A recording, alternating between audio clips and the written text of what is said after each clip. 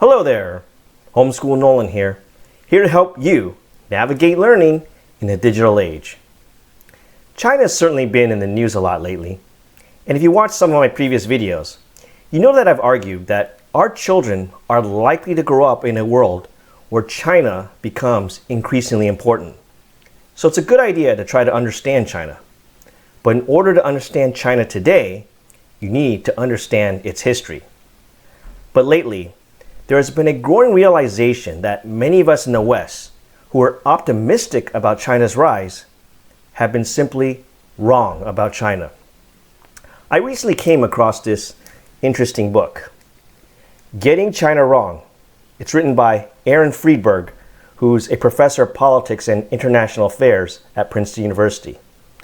In this book, Professor Friedberg explains exactly how and why U.S. policymakers, through their policies of engagement, made the wrong assumptions about China over the past few decades. Now, it pains me a bit to be talking about this subject because I too have come to realize that I myself probably got China wrong as well. You see, when I first visited the People's Republic of China back in 2010, I was amazed how China seemed to be a perfect blend of ancient wonders such as the Great Wall and modern and futuristic skyscrapers and high-speed trains. But more importantly, China at the time seemed to me to be evolving from a communist country to a rising capitalist one, where global capitalist icons such as Starbucks and McDonald's could be seen everywhere. I naively thought that China was much like the Taiwan I had known as a child, and like Taiwan, would eventually evolve from an authoritarian country into a liberal democracy. I even thought perhaps maybe one day my kids would grow up studying and working in China.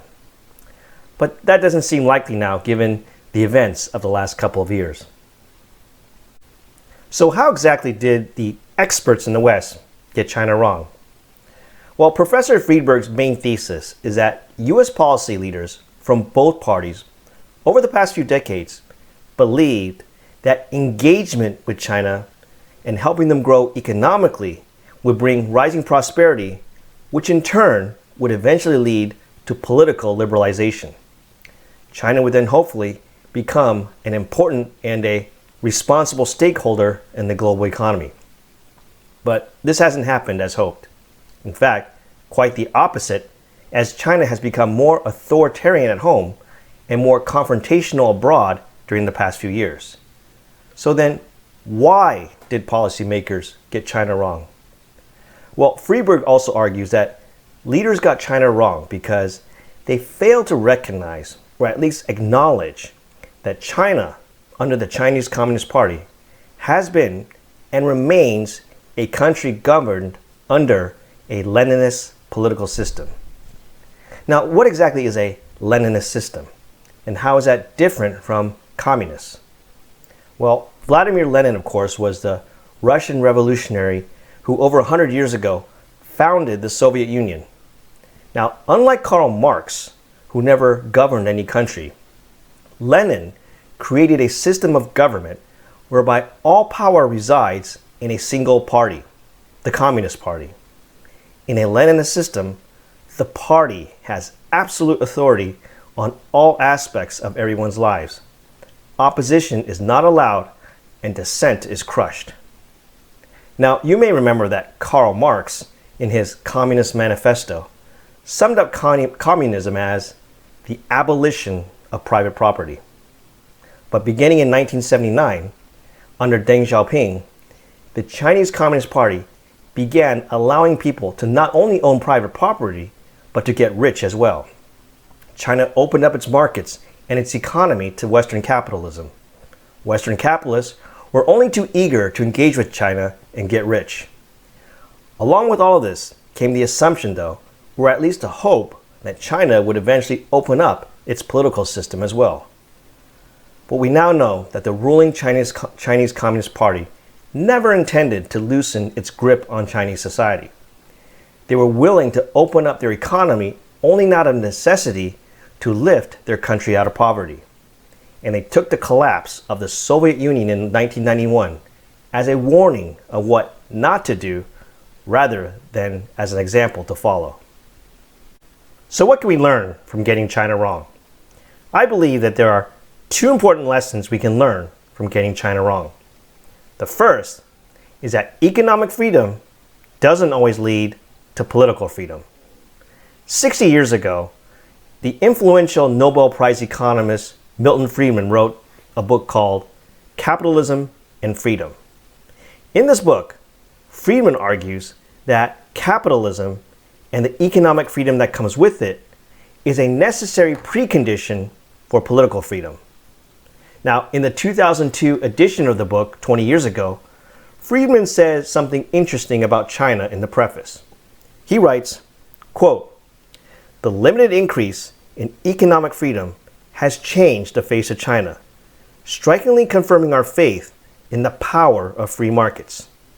China is still very far from being a free society, but there is no doubt that the residents of China are freer and more prosperous than they were under Mao. Freer in every dimension except the political. And there have even been the first small signs of some increase in political freedom, manifested in the election of some officials in a growing number of villages. China has far to go, but it has been moving in the right direction." I wonder what Milton Friedman would think of China today if he were still alive.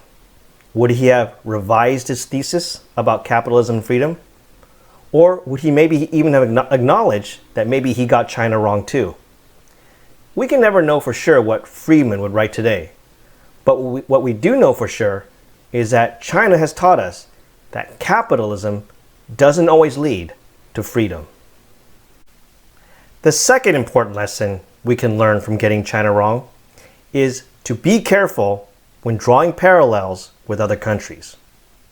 One of the reasons people got China wrong is that as China began to open up economically in the 80s and 90s, we witnessed many other examples of formerly communist and authoritarian countries in Eastern Europe and Asia peacefully transitioning to thriving liberal democracies.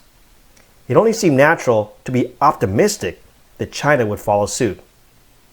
But China has an especially unique history stretching across 4,000 years.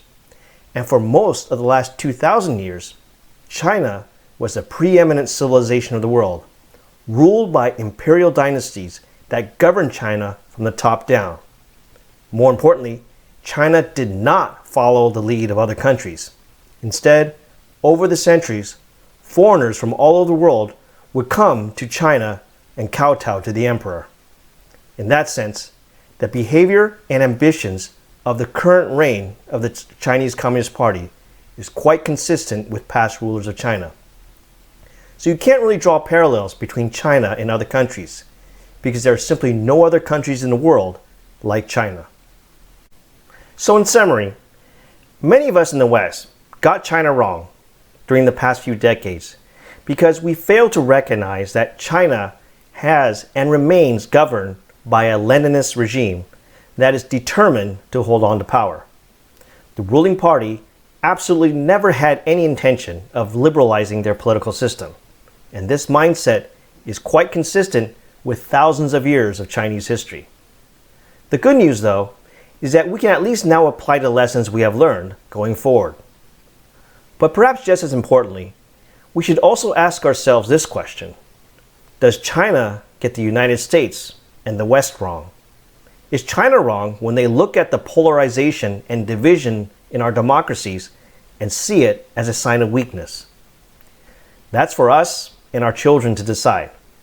And I hope this video has been helpful as you study China and the world our children will grow up in. Let me know what you think in the comments below. And thank you for watching. I'll see you next time.